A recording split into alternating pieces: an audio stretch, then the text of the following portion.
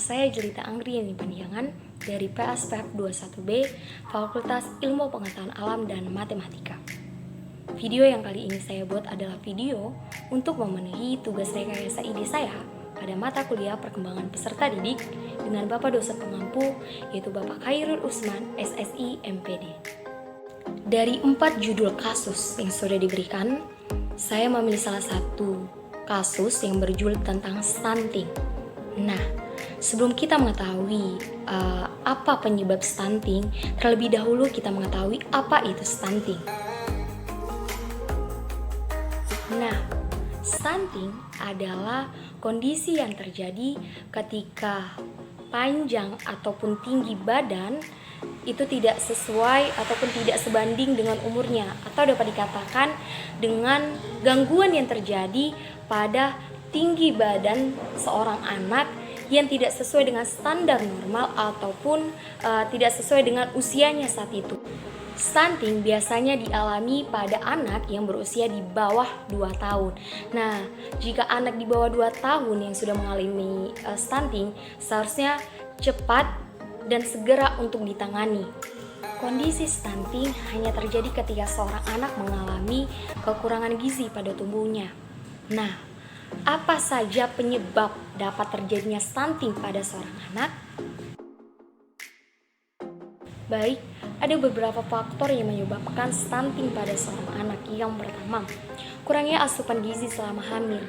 Ibu yang sedang hamil, jika memberikan gizi yang kurang terhadap kandungannya, akan membuat janin di dalam kandungannya mengalami stunting.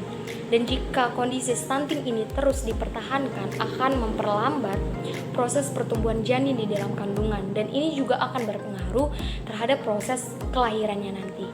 Yang kedua, kurangnya pengetahuan seorang ibu mengenai gizi, baik dia sebelum hamil, saat hamil, maupun dia ketika dia sudah melahirkan. Yang ketiga adalah terbatasnya akses pelayanan di suatu daerah.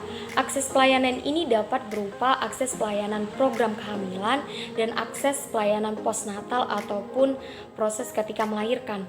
Yang keempat, kurangnya tersedia air bersih dan juga sanitasi di suatu daerah.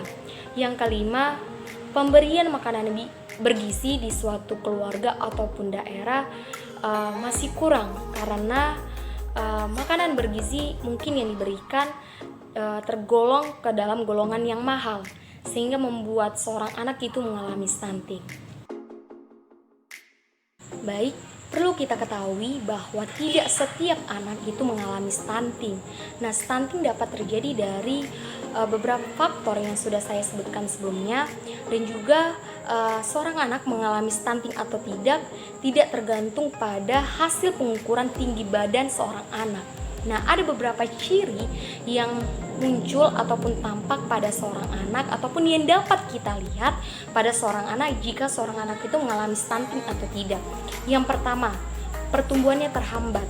Nah, ini pertumbuhannya di sini yaitu pertumbuhan giginya. Nah, jika seorang anak mengalami pertumbuhan yang lambat terhadap giginya atau giginya itu tumbuh lambat, nah kemungkinan anak itu mengalami stunting.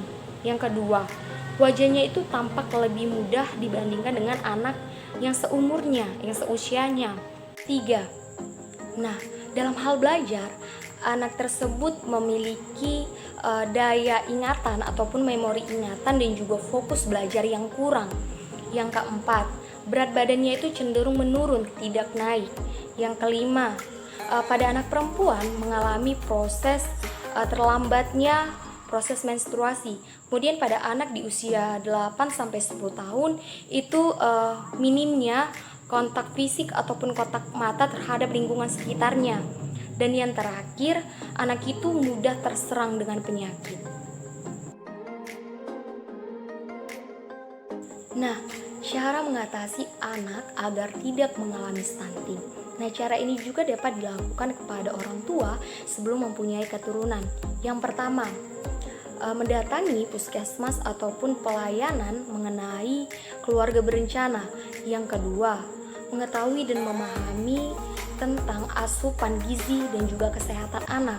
Yang ketiga, Ketika seorang ibu sedang hamil, sebaiknya melakukan pengecekan ataupun pemeriksaan kehamilannya secara rutin dan juga bertahap sesuai dengan umur kandungannya. Yang keempat, memberikan ASI eksklusif kepada anak selama 6 bulan. Yang kelima, memberikan atau mengajarkan anak tentang hidup yang bersih dan juga sehat, tidak merokok, tidak memakai narkoba, tidak memakan makanan yang kotor ataupun tidak bergizi. Kemudian yang keenam, memberikan asupan ataupun makanan bergizi sesuai dengan kebutuhan anak. Sementara itu, untuk mengetahui tinggi badan anak itu sesuai dengan standar normal atau tidak, dapat melakukan pengecekannya di puskesmas ataupun di posyandu pelayanan yang terdekat. Baik, saya di sini juga akan memberikan video mengenai stunting yang terjadi pada anak. Simak video berikutnya ya.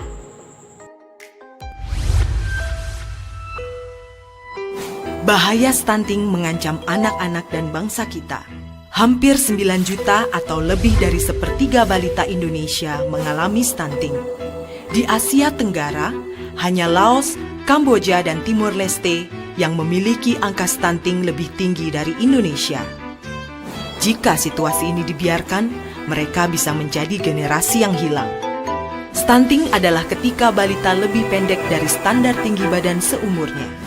Stunting disebabkan oleh kekurangan gizi dalam waktu yang lama pada 1000 hari pertama kehidupannya dari janin sampai anak berusia 2 tahun. Perkembangan otak dan fisik pada balita stunting menjadi terhambat. Mereka rentan terhadap penyakit. Akibatnya, anak stunting cenderung sulit berprestasi. Ketika dewasa, anak stunting mudah mengalami kegemukan sehingga beresiko terkena penyakit jantung, diabetes, dan penyakit tidak menular lainnya. Kelak di usia produktifnya, anak stunting berpenghasilan 20% lebih rendah daripada mereka yang tumbuh optimal. Stunting dapat menurunkan produk domestik bruto negara sebesar 3%. Bagi Indonesia, kerugian akibat stunting mencapai sekitar 300 triliun rupiah per tahun. Namun, masih ada harapan dan jalan keluar. Stunting bisa dicegah dengan memastikan kesehatan dan kecukupan gizi pada 1000 hari pertama kehidupan. Dimulai dari janin sampai anak berusia 2 tahun. Ini bisa dicapai bila ibu hamil makan makanan yang bergizi seimbang, terutama makanan bersumber protein hewani agar janin sehat dan bayi lahir selamat.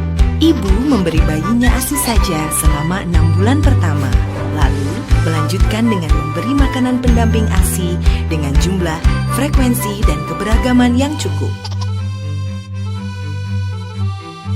Mereka juga harus tinggal di lingkungan yang bersih, di mana setiap orang menggunakan jamban sehat. Agar kondisi ini terwujud, keluarga dan masyarakat perlu dukungan.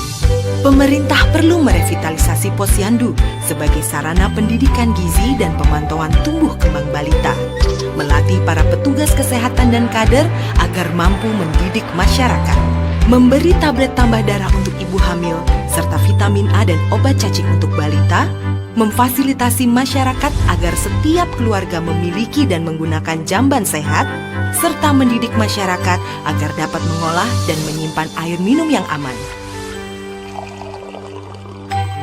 Semua program ini adalah investasi yang sangat menguntungkan. Jika angka stunting dapat diturunkan, pertumbuhan ekonomi bisa ditingkatkan. Investasi untuk mencegah stunting menjanjikan keuntungan 48 kali lipat.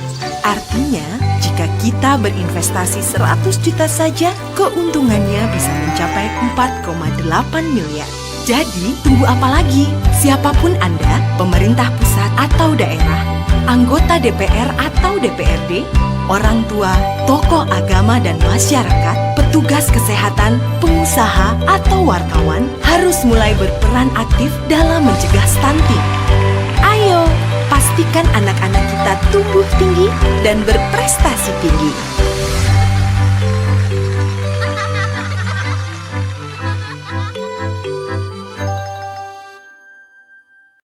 Demikianlah video rekayasa ide saya pada kasus stunting yang terjadi pada anak. Nah, kita sudah mengetahui apa itu stunting, ciri-cirinya, penyebabnya, bahkan cara mengatasi stunting pada anak. Demikianlah video ini, semoga bermanfaat, dan juga saya mengucapkan terima kasih buat teman-teman ataupun dosen, pengampu, dan juga semuanya yang menonton video saya, dan sampai jumpa di next video selanjutnya. Bye!